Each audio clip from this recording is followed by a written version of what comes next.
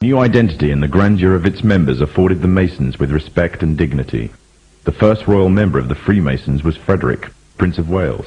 The latest members include Prince Philip, the Duke of Edinburgh, and consort to the current Queen of England, Elizabeth II, who herself is a grand patron to the Masons. However, behind closed doors, the Freemasons were free to indulge in the secret rites and rituals handed down to them by their ancestors, and these became the basis of their levels of membership, called degrees. The Freemasons were not content with power in Britain alone. Their ambitions were far greater. In the years to come, the world would witness Europe and America being plagued by wars and revolutions, each more devastating than the other. However, these would not be as commonly believed, the spontaneous effects of a downtrodden people, but in fact schemes created by the exclusive feud driven by hunger for absolute power. All this would take place from the very country from which they had fled centuries earlier, and would become the base for their global domination. In 18th century France, the majority of the population was very poor, whilst the aristocracy and royalty lived a life of luxury and extravagance. There existed a wide gulf between the two classes. The Freemasons would use this to make the pledge for power, resulting in the biggest upheaval in French history. The Masons took advantage of the growing atmosphere of anger amongst the French and used it to achieve their own aims with a carefully planned propaganda war. They completely controlled the media system and used it to sway the tide of public opinion. The newspapers were geared into calling for the end of the monarchy and the establishment of a society based on liberty, equality, and fraternity. The Masons' vast amounts of wealth were used to influence the political landscape of France. Politicians funded by the Masons promoted the Masonic ideology. The secret lodges of the Masons were open to members of the French army. High-ranking officers and generals were indoctrinated to the Freemasons' way of thinking. With the people, the politicians, and the military of France under Masonic control, the Masons could finally strike. On the 14th of July, 1789, a group of people stormed the Bastille, a prison in Paris. This sign of resistance against the French authorities triggered off a massive response all over France. People in villages and towns expressed their hatred for the system, symbolized by the monarchy. But it was not until 1793 that the French anger would be cooled. On the 21st of January of the same year, King Louis XVI was beheaded in front of a crowd, heralding an end to the French monarchy and paving the way for another Masonic-controlled state in Europe. With the monarchy gone, it seemed as if nothing stood between the Masons and complete control of France. However, what took place would leave the Freemasons in a serious dilemma, and what was to come next was not exactly in accordance with the Masonic plan. A young soldier by the name of Napoleon Bonaparte was about to lead France into a bloody war with Europe, and instead of dancing to the Masonic tune, Napoleon declared himself the Emperor of France. Napoleon was forced to abdicate from his throne in 1814 and was exiled to the island of Corsica. However, in 1815, Napoleon arrived in Paris again, raising a new army ready for a fresh war in Europe. The Masons had a big problem on their hands. Britain and her Masonic allies could not afford to maintain a long-term war against Napoleon without risking bankruptcy. Help came from an unlikely source.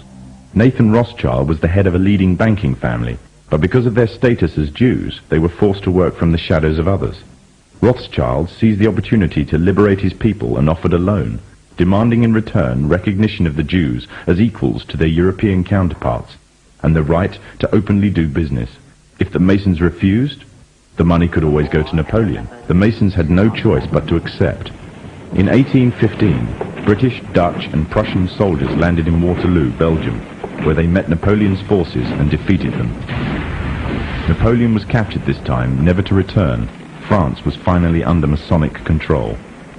Although historians make little mention of the Masonic involvement in the Revolution, the Masons themselves have to reveal their shadowy movements during this important period in history.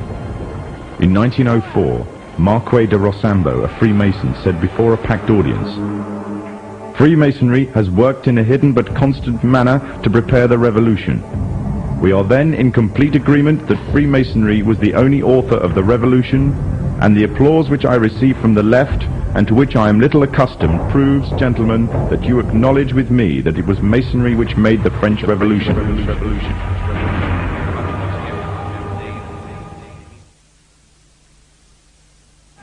When the so-called founding fathers of America landed on Plymouth Rock, Not only did they bring with them disfranchised people, they also brought the Freemasonic elements of Europe.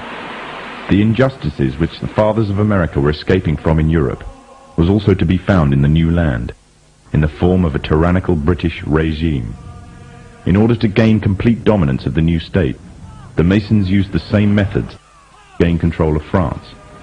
Although the British monarchy was run by the Masons, the American War of Independence was a necessary action, and the people involved in the war were expendable for the Masons to fulfill their dream.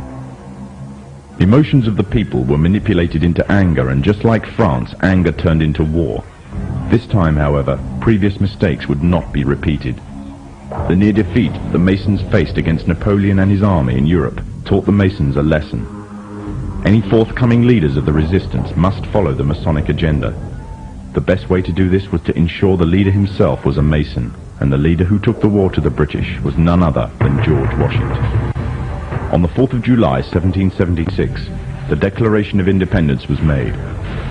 On the 17th of October 1781, the British were finally defeated and surrendered the colonies to the Americans, and the world's first Masonic state was born, a nation that would represent Masonry in every way. A sign of the Masonic presence in America is plainly visible on the dollar bill, which carries a picture of George Washington, the first Freemasonic president in the world, and a picture of the Freemasonic symbol of the so-called all-seeing one eye.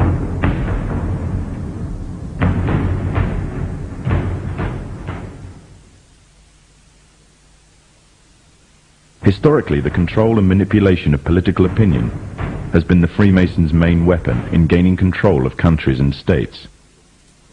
Once in control of the rulers and politicians of a country, laws and political structures could be changed in accordance with their agenda. However, since restricting the body does not necessarily mean restricting the mind, the Freemason recognizes that their plan for a global government hinges completely on subduing the masses to their agenda, and thus eliminating opposition to their cause. And the greatest threat to their plan, posing more danger than any army or law, is the threat of a free-thinking mind. In order to eliminate this threat and to achieve their objective, the Masons have set about the boldest plan ever devised: the complete control of every aspect of human life, your life. And the weapons they are using against you are in your very homes, entertaining you and your children, and gradually indoctrinating you without you even realizing. In today's society, people are spending more and more time engaged with modern media. Television, cinema, computer games, the internet, popular fiction and popular music are an integral part of our lives. Yet these provide a vast expanse on information, which you are taking, either consciously or subconsciously, into your mind. Information on society ranging from ideals and morals, and the difference between right and wrong, to the way societies and economies should be structured, is passed before you every single day. These media play a significant role in providing the basis for determining an individual's view of the world and everything that exists. Thus, any one group in complete control of this information placed on these media will in effect have the power to indoctrinate practically the entire populace of the world to their way of thinking. And it is this fact the Freemasons are exploiting. The Masons are using the entertainment industry in particular to condition people to their way of thinking, either openly or subliminally. The methods they use vary, but the goal is the same: to impose their beliefs, their ideology and their objectives on you in such a way that you begin to think of them as your own. Evidence of their presence within popular entertainment is widespread. Masonic involvement in the industry is not a new thing. Hailed as one of history's great composers, Wolfgang Amadeus Mozart, a Freemason himself, composed a symphony, which was an open display of Freemasonry. The symphony is based on a story taken from Egyptian mythology of Isis and Osiris. The pagan rites of ancient Egyptian mythology form, through the Kabbalah, one of the fundamental aspects of Freemasonry. It is from these same pagan origins of Egypt that the symbol of the one eye stems. The entire entertainment world is rife with evidence of the Freemasons' presence. Openly or subliminally their agenda and beliefs and ideals are propagated.